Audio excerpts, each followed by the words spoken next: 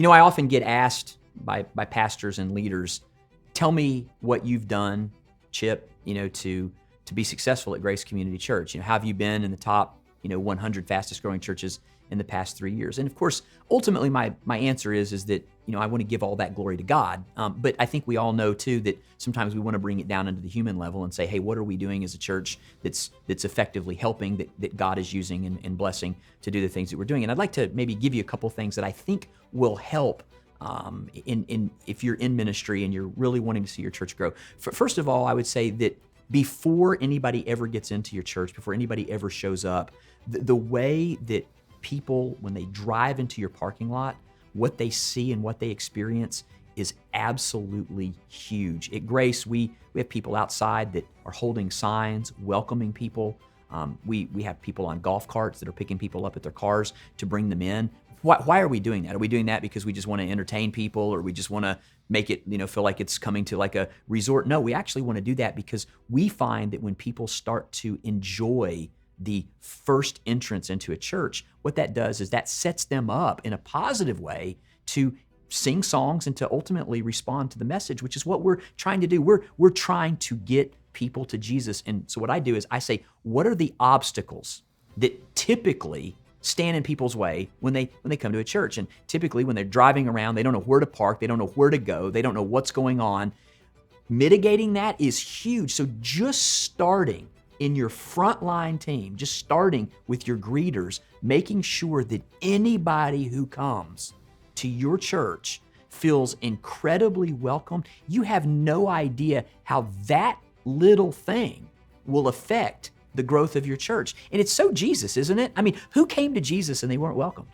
Who came to Jesus and he didn't sit down at table with them? I mean, you could be a tax collector or a Pharisee and he would sit down and have dinner with you. We've got to make the church parking lot a place that's so friendly and so authentic and so real that people want what's next. Second thing I would tell you is that, when it comes to music, and I know there's so many music wars, and I know that people sort of dig in on this thing, but I will tell you this: if you want to reach the next generation, you're probably not going to do it singing hymns.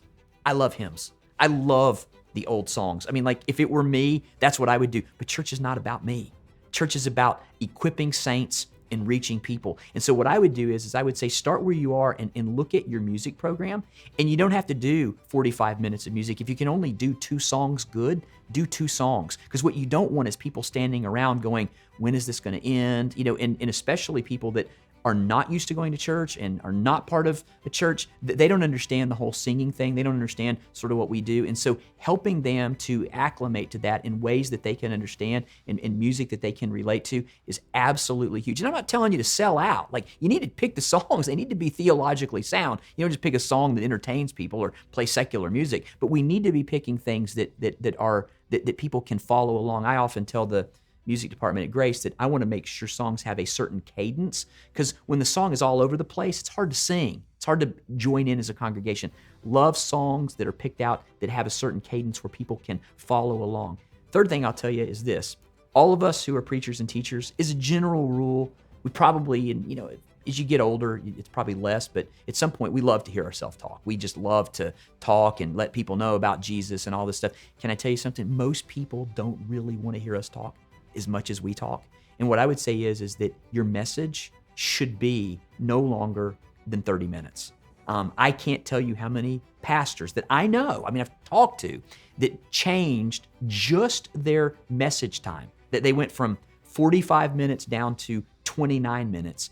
And like in 6 months, their church had grown substantially. I cannot stress enough how important making sure that you say something in a concise way that is applicable. And I'll tag this on Reaching the Next Generation.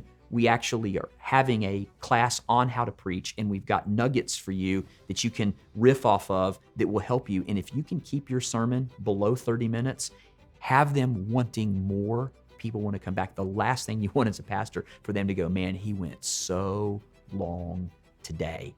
And then what I would tell you is always have a call to action.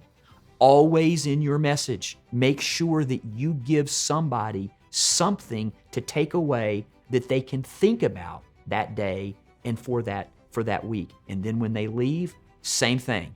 Needs to be fun, enjoyable, smiles, people feeling like, hey, that was a great experience. I think if you just did some of those things, you would find that that would help your ministry grow in ways that maybe you don't even imagine at this point that you could grow. Hey, Chip here. I just want to take a moment and say thanks so much for watching Reaching the Next Generation. I really hope that this was something that was beneficial to you. And what I would ask, if you really enjoyed this, would you like it? Would you subscribe to it? Would you give us some comments? And most importantly, would you share it?